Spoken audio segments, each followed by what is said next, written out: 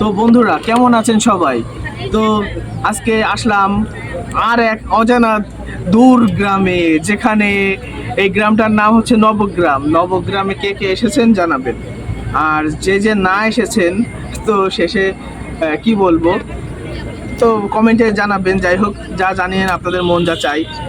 তো দেখুন, একটা কথা বলবো, সে কথাটা হলো যে ফেসবুকে অনেকেই কন্টেন্ট ছাড়ছে, অনেকেই আপলোড দিচ্ছে, অনেকে বহু স্বপ্ন দেখছে টাকা ইনকাম করবে। তাই তো ভিউয়ার্স, সকলে ছাড়তে পারে, কিন্তু সমস্যাটা হচ্ছে একটা জায়গায় যে অনেকেই কিন্তু যে সে কোন দিকে এগোচ্ছে, সে তার টপিকটা কি, ভিডিও সে কোন বিষয় নিয়ে ভিডিও করছে সেইটা কিন্তু সে জানে না।